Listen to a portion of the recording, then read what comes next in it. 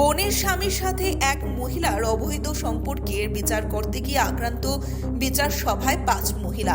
অভিযুক্ত মহিলা সহ ওনার ছেলের বিরুদ্ধে বিশালগড় মহিলা থানায় অভিযোগ দায়ের করা হয়। জানা যায় বিশালগড় মধ্য রজপুর এলাকার এক মহিলা তার বোনের স্বামীর সাথে অবৈধ সম্পর্কে জড়িয়ে পড়েন, আর যার ফলে এলাকার সুনাম নষ্ট হয়ে যাচ্ছে। মহিলাকে বারবার একাধিকবার এলাকার মহিলারা এই বিষয়ে সতর্ক করে দিয়েছেন, কিন্তু মহিলা কারোর কথায় পাত্তা দিচ্ছেন না।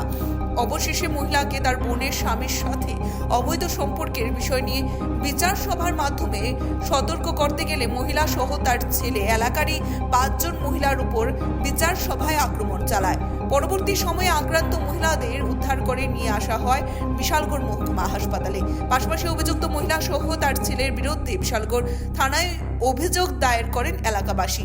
ঘটনার কিছুক্ষণের মধ্যে এলাকা থেকে গা ঢাকা দেন মহিলা সহ তার ছেলে।